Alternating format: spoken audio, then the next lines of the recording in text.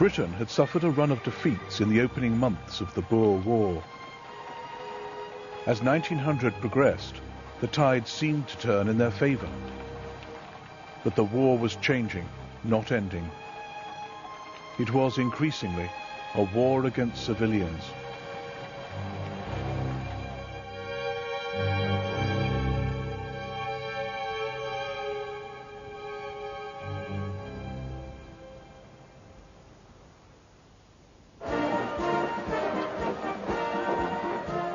Britain had gone to war in October 1899 to beat the Boers and secure South Africa for the Empire. It was now the largest army to leave Britain's shores since Agincourt.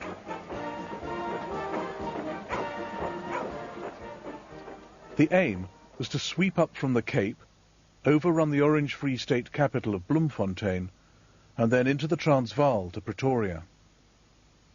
But from the start, the Boers had besieged British garrisons in Kimberley, Ladysmith and Mafeking. Now the British army was split up and bogged down, trying to break through to the besieged towns. South London schoolboy Arthur Whitlock followed the war closely.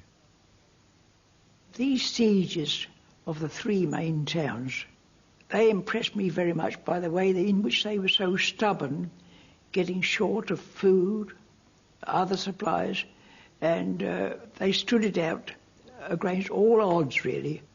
And I thought that was a marvellous tribute to our British nature. Beyond the outer British lines of defence were the Boers, dug in on hill and veldt. Their huge siege guns lobbed shells into the towns. Lookouts watched for telltale puffs of smoke on the hills beyond and warned the inhabitants to take cover.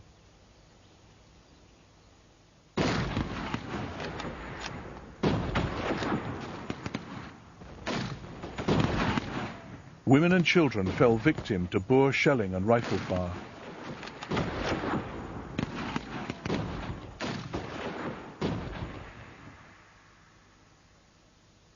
The Boers were told the exact positions of the women's encampment, convent and hospital in Mafeking, so they could avoid them. But they were hit too often for it to be an accident. The Boers became known as women slayers. Colonel Robert Baden-Powell was in charge at Mafeking. He sent an official complaint to the Boer general, which prophetically anticipated the course the war was to take. You have altered the usual conditions of war. You are making it one of people against people in which women are considered as belligerents. I warn you that the consequence of this may shortly be very serious to your own people. One of the dangers the British faced in the besieged towns was low morale. During the siege, people were cooped up all the time, but it was a gentleman's war because they had a truce on Sunday. They didn't fight on Sunday. And so on those Sundays, they used to have cricket matches and tent pegging, but in the Masonic Lodge, my mother said that they used to do all the Gilbert and Sullivan operas.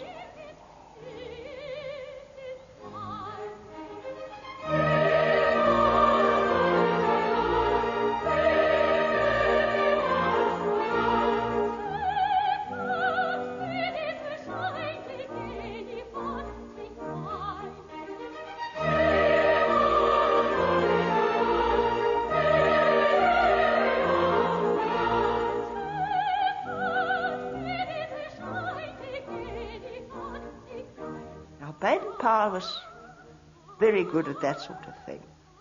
And those people had very good voices, singing all the old songs. But that was how they, and of course he was very good at putting on a turn himself, because he's a man of many parts. He was a master of bluff. He had to be, because his defenders of Mafeking were very few and they had very little equipment.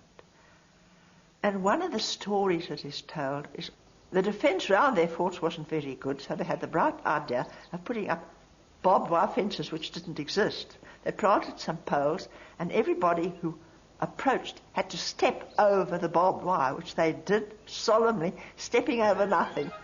For my military knowledge, though I'm plucky and adventuring, has only been brought down to the beginning of the century, but still in matters vegetable, animal and mineral, I am the very model of a modern Major General.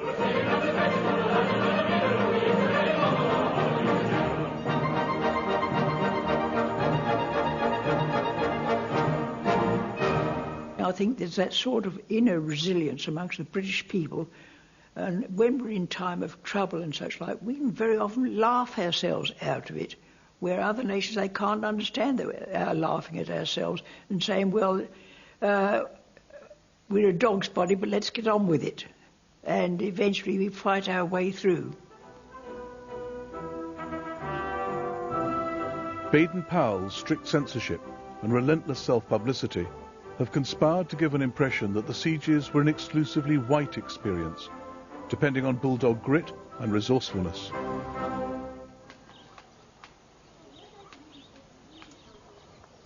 In fact, blacks outnumbered whites by 5 to 1 here in Mafeking. In Kimberley, 10,000 black diamond workers were penned up in compounds. There were several thousand Indians in Ladysmith. All caught up in a war not of their making and suffering for it. Very few had bomb shelters. My grandmother and my mother had no protection.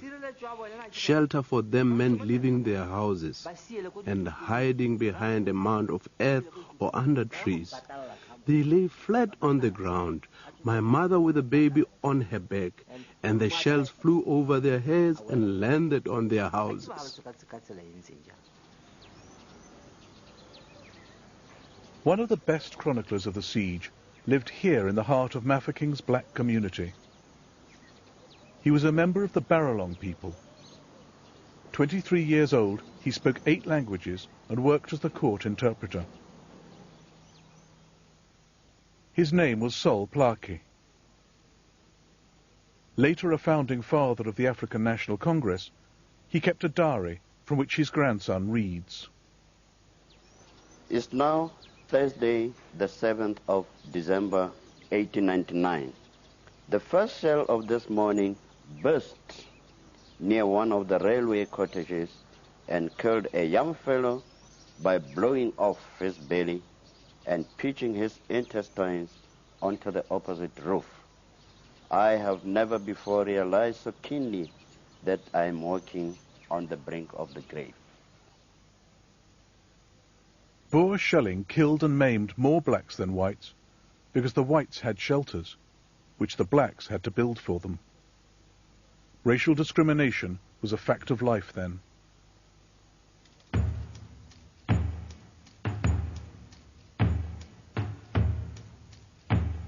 On the eve of the war, a troop called Savage South Africa had visited England to perform scenes from past battles with Britain. Oh, they were just niggers. We had nothing against them, but they were niggers, and we used to say, eeny, meeny, miny, mo, catch the nigger by the toe. If he squeals, let him go. Eeny, meeny, miny, mo, when we wanted to say who had to be it, if you know what being it is. They reenacted the defeat of the Matabele. We didn't mean any harm. We were quite pleased to think about the niggers. They were more than a pleasant thought for Baden-Powell. Desperately short of soldiers in Mafeking, he armed the blacks, breaking both a Boer and British taboo. Het die boere gevoel dat dit verkeerde beleid sou wees om swart. The Boers felt that it would be wrong to involve blacks in this war. Soos wat Sir Alfred Milner ook gereken het. So did Sir Alfred Milner.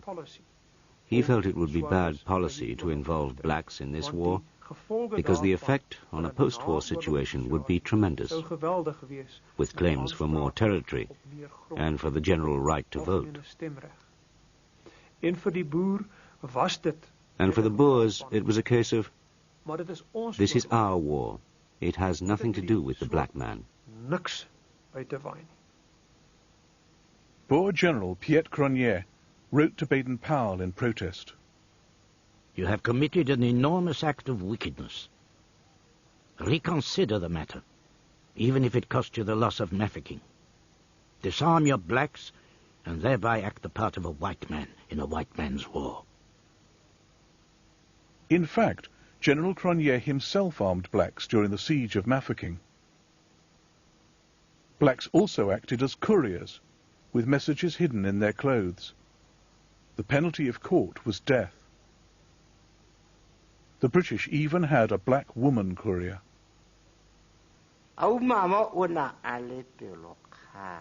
My grandmother was a brave person. She was well known for her bravery. That's why the English chose her to carry secret messages. She carried a letter sewn inside her dress to an English outpost.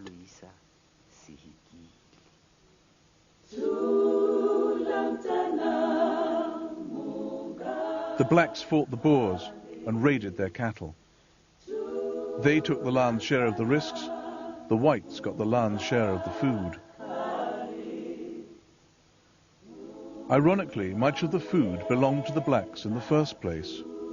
Baden-Powell commandeered it and then sold it back to them as rations. The natives are getting a little suspicious of us. They want to know why we're trying to take all the grain from them. A man in Mafeking is sentenced to death for stealing a goat. Under Baden-Powell, blacks were flogged for the first two offences and executed for the third. Standing at the back, the court interpreter, Sol Plaatje. We have very great difficulty in feeding the natives. I saw horseflesh for the first time being treated as human foodstuff. It looked like meat with nothing unusual about it. But when they found that there was no more meat left and brought the heads and feet, I was moved to see their long ears and bald heads. And those were the things the people are to feed on. The recipients, however, were all very pleased to get these heads, and they ate them nearly raw.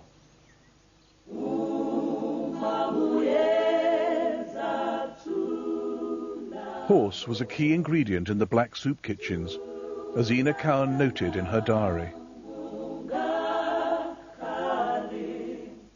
An old horse is slaughtered, skinned, and thrown into a huge boiler with some villainous mealie meal and salt, and is doled out at threepence a pint. J.E. Neely of the Pall Mall Gazette described the queues of blacks. 500 or 600 of both sexes and all ages, awaiting turn to crawl painfully up to the soup kitchen. It was one of the most heartrending sights I have ever witnessed.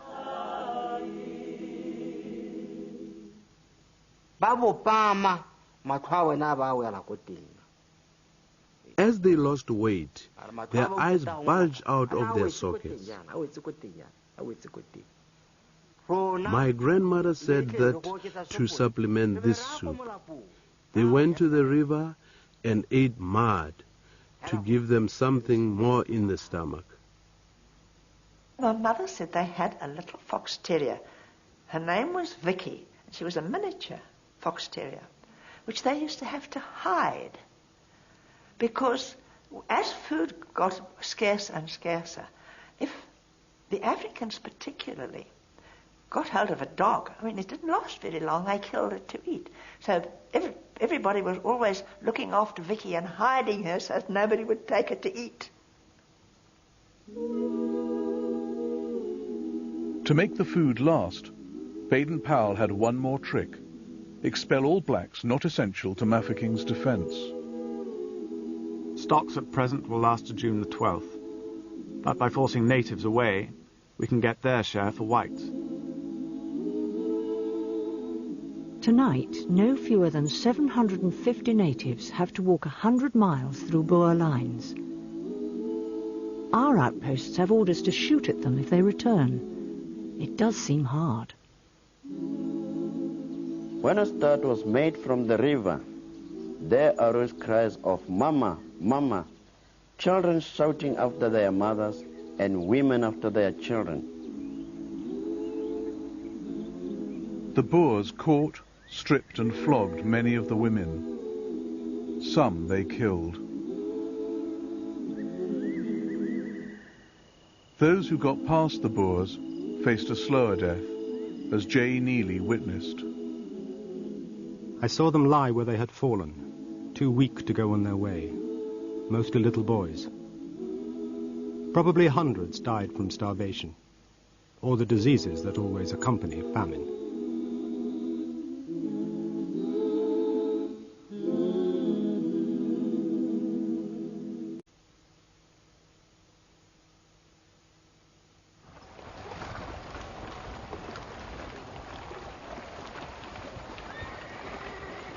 The British Army had been inching closer to the three besieged towns. On the 15th of February 1900, Kimberley was relieved. The breakthrough had begun. Boer General Piet Cronje, with 5,000 men, fell back in retreat from Kimberley.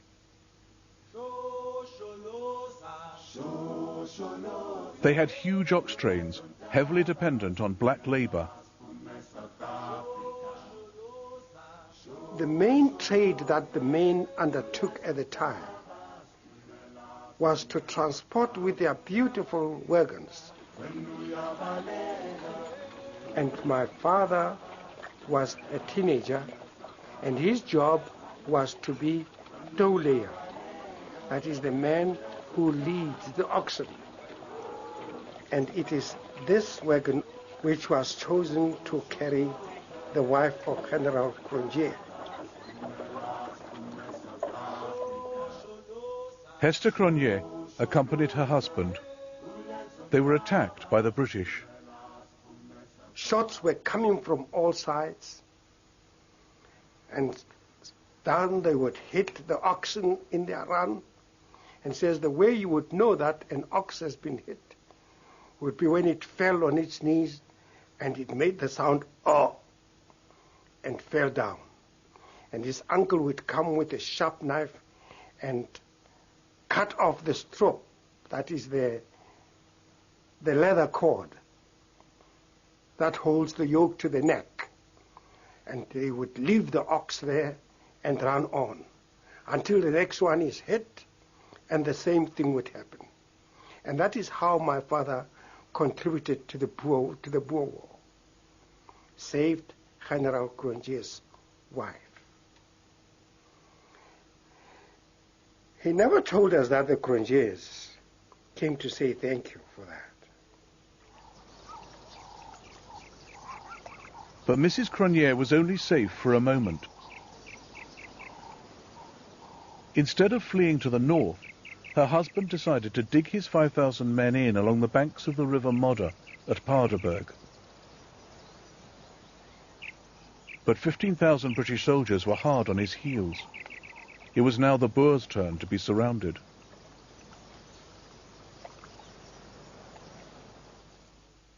Boer General Christian de Wet implored Cronje to break out, but he was too encumbered with baggage wagons and families to risk it. Rena Viljoen's father was with de Wet. My father told us they'd sent a message to Cronje telling him that they were going to drive a safe corridor through the English lines. And the minute they'd done that, Cronje and his men must flee down it. He shouldn't take any wagons with him, just troops on horseback, and they had to move as fast as possible. But Cronje didn't react. When the safe passage was created, he just stayed put. De Wet and the other Boers were miserable because the whole commando of the Orange Free State was captured there. And after that, the Boer troops were very disheartened.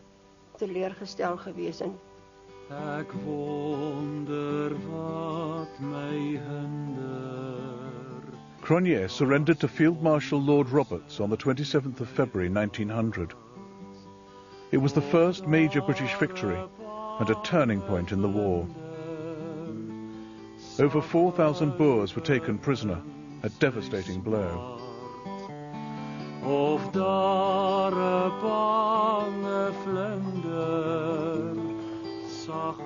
Cronje was filmed peering out of the cart, taking him into captivity.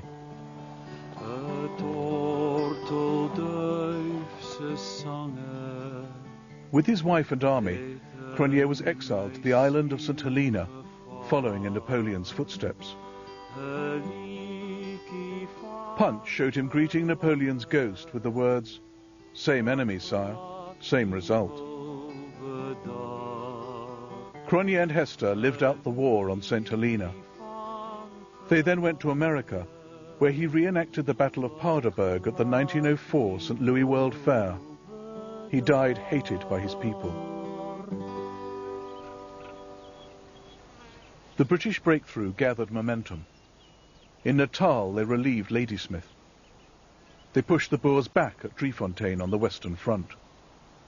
When the British reached this final ridge, they saw the Boers fleeing on horseback on the way clear to Bloemfontein, capital of the Orange Free State.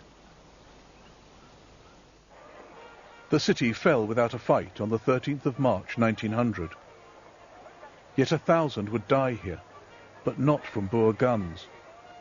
And the seeds of the tragedy were sown weeks, even months before.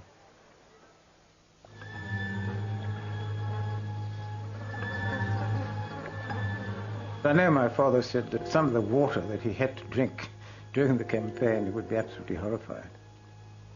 Contaminated by dead animals and all that sort of thing. Disease was a major problem. They were having to drink untreated water virtually from day to day and from stream to stream. So it was never the same water, and hence there was a far greater chance of picking up something from the water. Typhoid is one of the gastrointestinal diseases. It is an organism that affects the gut. It is characteristic of large standing armies. Spread by water, by food, by dust, by flies, of which there were millions. For months, thousands of British troops had been living along the River Modder, swimming in it, washing in it, drinking it. At Paardeberg, 1,000 dead horses and cattle had been carried away down it. The water was alive with typhoid. Warnings were given and ignored. It's hot, it's dry, it's dusty, it's very hot. And they've marched, and they're thirsty. Who now has the inclination to ladle out a bit of water, boil it, have it cooled, and then drink it? It just doesn't happen. So that by the time they move, that army is incubating typhoid. They come as victors into Bloemfontein, and then the typhoid strikes them. And they died miserably. They really did. Feverish, dehydrated, diarrhea, delirious. It was not pleasant. It is not a kind disease. George Graham survived a bout of typhoid, then called enteric, and wrote home about conditions in hospital. Some of the men have great blowflies alight upon them, and these rapidly turn into maggots, and one poor fellow was unlikely to recover, for he had nearly a pailful taken away from him. They laid their eggs upon our blankets, and you can tell the rest. There were severe shortages, but General Kitchener told one doctor, "You want pills and I want bullets, and bullets come first." There was indifference at the top and bureaucracy in the middle, so the men died. Nurse Kate Driver worked in Ladysmith, where the death toll reached 400. He lay quietly, in great pain. "Oh, my little nursie, I'm a goner," he said. I could see, too, that he was a goner. I tried to persuade him otherwise, and tried to get knowledge of his relations. "In case I kick the bucket," he said, looking at me. I could not tell him yes. 2/3 of the British soldiers who lost their lives in the Boer War died not of wounds, but disease.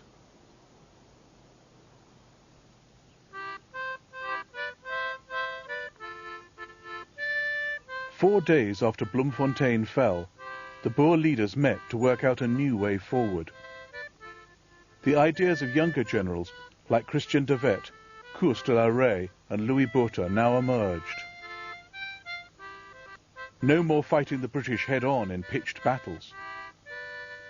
No more cumbersome baggage trains. The future lay in mobile units, raiding behind British lines. A guerrilla war. Fresh life was breathed into the Boer struggle, inspiring a new generation of officers like Mani Maritz. The general my father spoke most about was de la Rey, whom he fought under for quite a time. He always said to me, if I had to name a great warrior, it would be General de la Rey. He used to go into battle with this great nose, hooked like an eagle's beak, and his beard blowing in the wind. He could inspire any man to go to war. The trouble was, disillusioned Boers had been drifting home, following the recent run of defeats. And many more accepted a British offer of amnesty, as long as they swore allegiance to the Crown and gave up their weapons. Johannes Swanepoel did just that, and was branded a traitor, or joiner, as his nephew recalls. My uncle became a joiner, and you can understand it from his point of view. He saw they had no hope of winning the war once the English had conquered our capital, Bloemfontein. He and others came to the conclusion that it was time to end the war. That's why he became a joiner. He also wanted to return to his farm. He didn't want to fight anymore. General de Wet realized he had to sort out the committed from the waverers in his ranks. De Wet told his men, go home to your farms, sort everything out there, and meet me again at Sand River. That way, only the ones who really wanted to fight would return. And that was precisely what happened. On the 25th of March, de Wet was rejoined by a group of burghers with the real courage to go on. And that was de Wet's whole idea. Give me 100 men who want to fight, rather than 1,000 who aren't interested in defending their own freedom.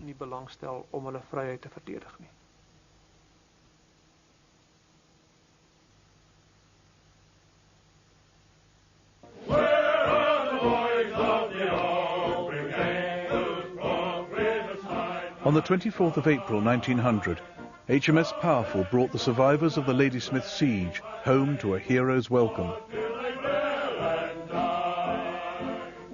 As these various places were relieved, there was a great response of the people here, but I think most of all it was when we came to the final one of Mafeking, when there was a tremendous outcry of joy amongst the people there. The relief of Mafeking. Oh, that was a happy night in Glasgow. My mother said the whole theatre in that night just emptied at once, and everybody run to the public house for a drink. They were that happy to know that there would be some men come home from Mafeking. It was a time of very great rejoicing, and we thought we'd turned the corner then. The British Army now rolled into the Transvaal, beckoned by its twin prizes, the capital Pretoria and the gold mines of Johannesburg. Crossing 300 miles of veldt was tough on men and their mounts. But the infantrymen, or Tommies, had the worst of it.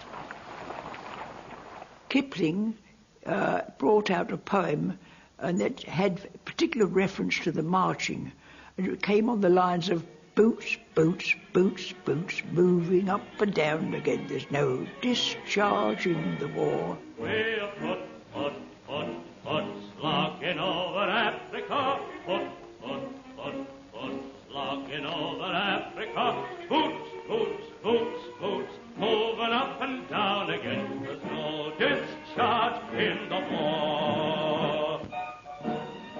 The ordinary soldiers won the respect of officers like Captain March Phillips. Sit down by this group of Tommies by the waterhole in the midday halt. They're tired and hungry and footsore. You thought you were roughing it. But look at these men. Look at their unaffected cheeriness. We can kick out hunger, thirst, or weariness, but not the chronic sight of them. Boots, boots, boots, boots, moving up and down again. There's no discharge in the war. The British Army, like a plague of locusts, left a trail of devastation across South Africa. On one level, it was a simple case of hungry troops coming across well-stocked Boer farmhouses.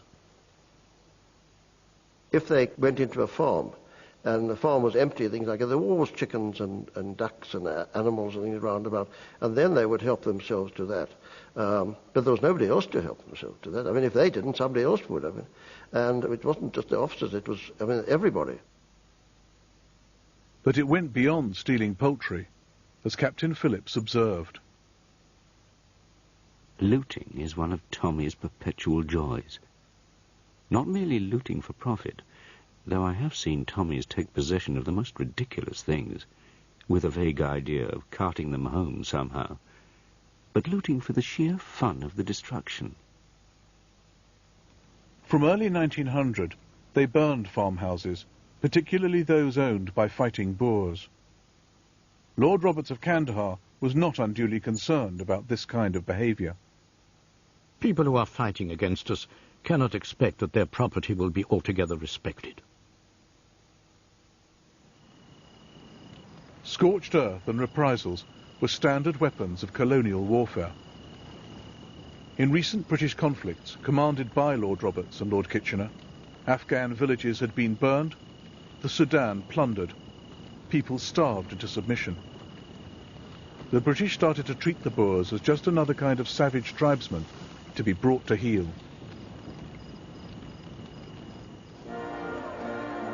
On the 5th of June 1900, the British moved unopposed into Pretoria, capital of the Transvaal. Amid the rejoicing, Captain March Phillips smelt a rat. It is generally considered rather a coup in war, I believe, to take the enemy's capital, isn't it? We keep on taking capitals, but I can't say it seems to make much difference. The Boers go on fighting after their loss, just as if nothing had happened. Indeed, Roberts made it easier for the Boers to carry on by giving their army 24 hours to get clear if the Boers left the Johannesburg gold mines intact. So the Boers escaped, taking the last boxes of gold mined on the Rand. Punch magazine showed Paul Kruger fleeing from Pretoria with a fortune in his saddlebag. Rumours about Kruger's gold persist to the present day. The British wanted our gold and land, and Paul's money. He went off with it. I know where that money is. They can shoot me dead. I'll never say where it is.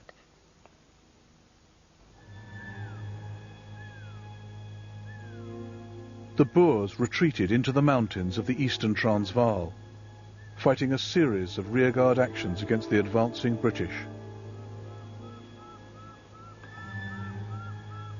Kruger was spirited over the border into Portuguese East Africa and safety.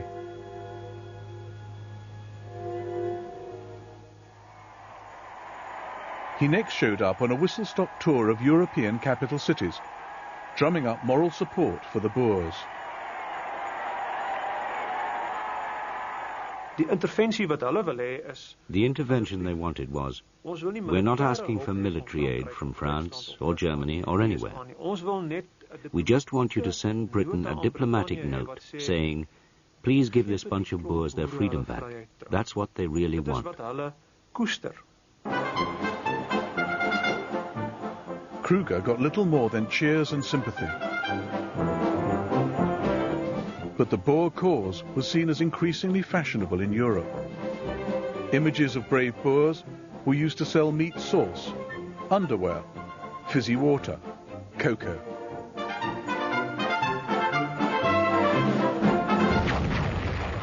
By mid-1900, some Boers were fighting a guerrilla war.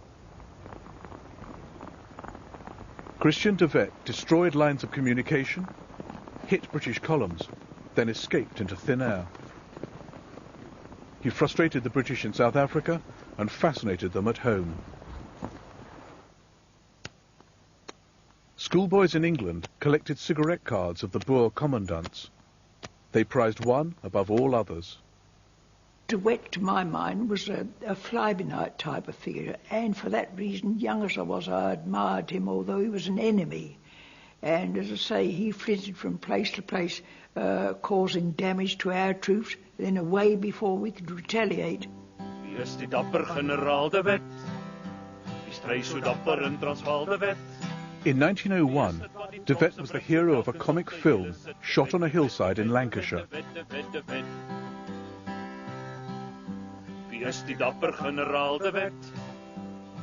The Boers celebrated his bravery in song. In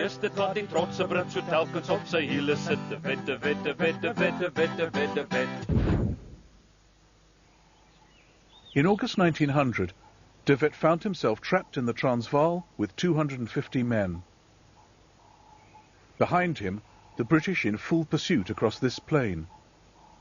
In front of him, the Magaliesberg Mountains, a barrier of rock between de Wet and freedom. Well, here we are on the terrain where General de Wet performed one of his most famous escapes during the Boer War. It was the 21st of August 1900, and it's not too far away from... Historians Franz Johann Pretorius and Ian Copley pick up de Wet's trail at the deceptively easy foot of the slope. Where de Wet performed this escape. They take 2 horses with them. A century ago, de Wet and his men had 250. The only way out was to go over the mountains. So de Wet approached an African, and this was one of the most famous conversations of the Anglo-Boer War. And he said to him, is there a path over here? The man said, no, master, there's no path. He said, but have people gone here before? He said, long ago. And de Wet asked him, but is it the road, the path of the baboons? The man said, yes, baboons, but not people. And de Wet said to his men, come on, men, where baboons can pass, we can pass too. We've got to pass, otherwise we'll be caught.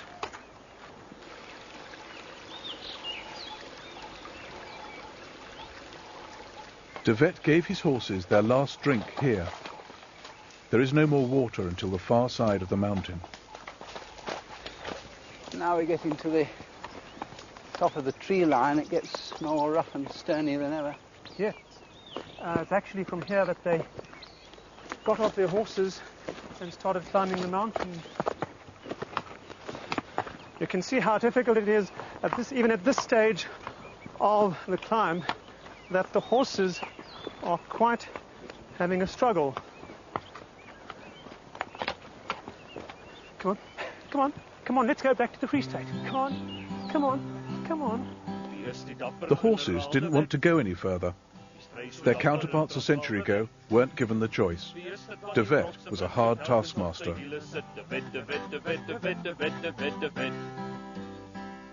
But the popular depictions of his escapes made it look like magic. Wie is dit wat die trotse Brit so telkens op sy hiele sit? De Wet. 5 o'clock on a winter's afternoon, almost dark, and they reached the top. You know, the de Wet said he had climbed many mountains, but never before had he been so tired. But the exhaustion was rewarded by the lovely panorama that he had here to the south. That's an incredible view, isn't it? Yes. And the best of it all, there was no British soldier in sight. There's this lovely story of this young boy selling picture postcards of General de Wet in London, and they were all in envelopes, and everybody was buying, and this one fellow came back and said, "But look, my envelope is empty, there's nothing inside." The boy said, "Oh, General de Wet must have escaped again." The British response to Boer guerrilla tactics went far beyond legitimate countermeasures. From June 1900, destruction of Boer property was widespread and ruthless. General Kelly Kenny had used the expression "lay waste" in an order and was asked to define it. Destroy what you cannot eat. Burn all farmhouses. Search for hidden stores of ammunition and destroy what you find.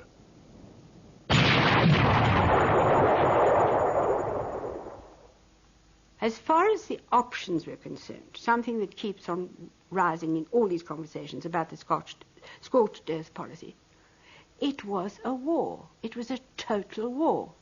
There was no option. I'm not concerned here with the morality of the war, who was to blame and who wasn't. But what I'm concerned about is, if you look at it from a military historian's point of view, it was a war. The aim was to win it. Captain March Phillips was with Remington's Tigers. They scouted ahead of the main army, plundering and destroying. Our course through the country is marked, as in prehistoric ages, by pillars of smoke by day and fire by night.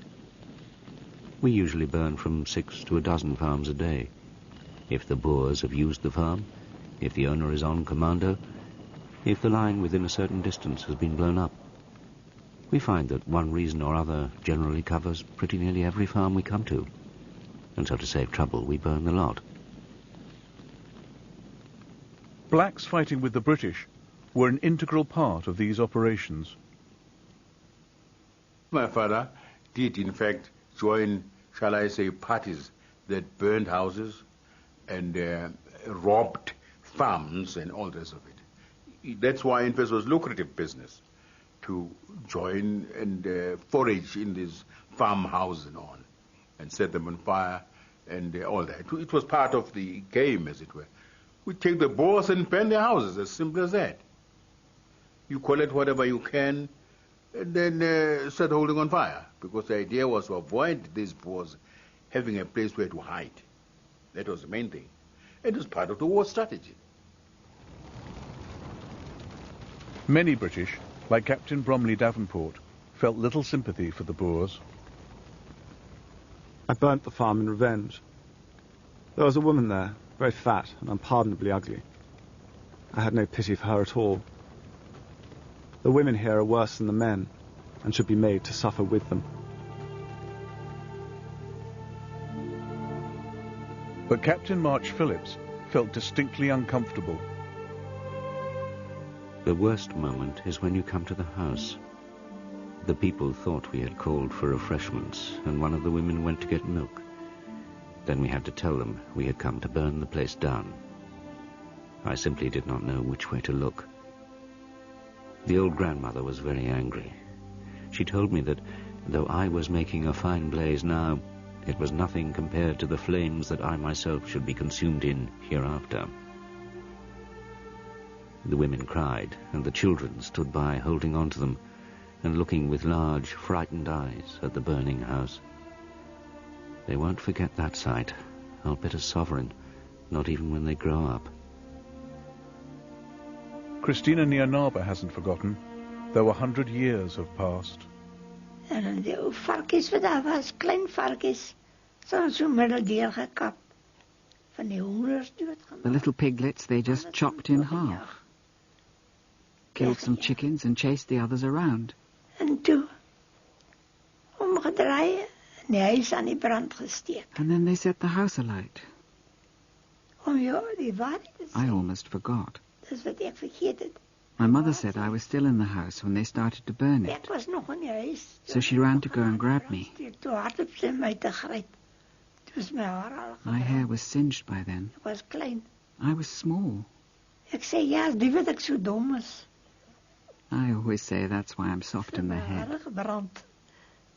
Nou anyhow. Dis hulle. Then we went to the wagon with all our Toe stuff. met al die goed.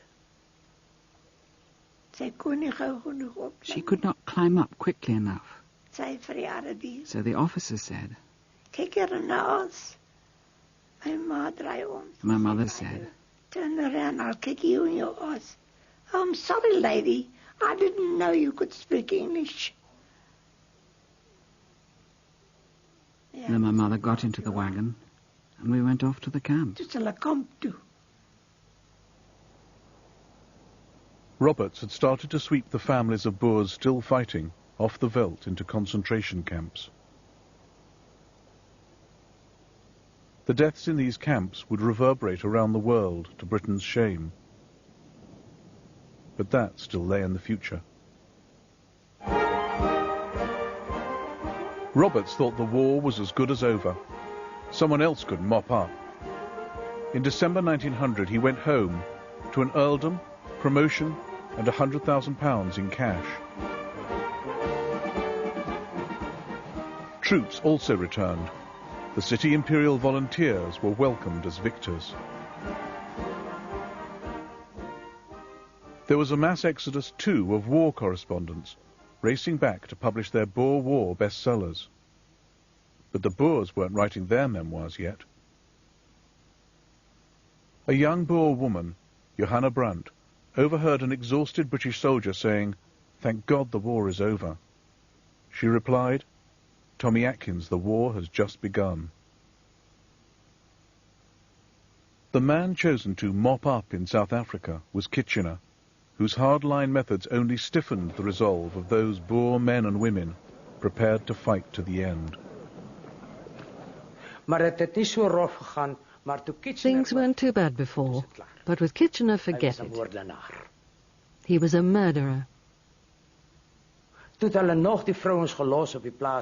Before, they left women on the farms. But with him, it was goodbye. Then everybody had to go. He had no qualms. How much innocent blood flowed here? How much?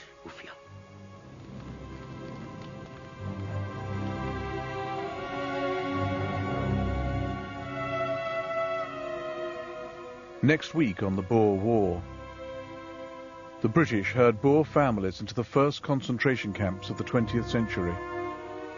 Thousands, mostly children, die. And the Boers take the guerrilla war into the Cape, martyring the black leader, Abraham Esau.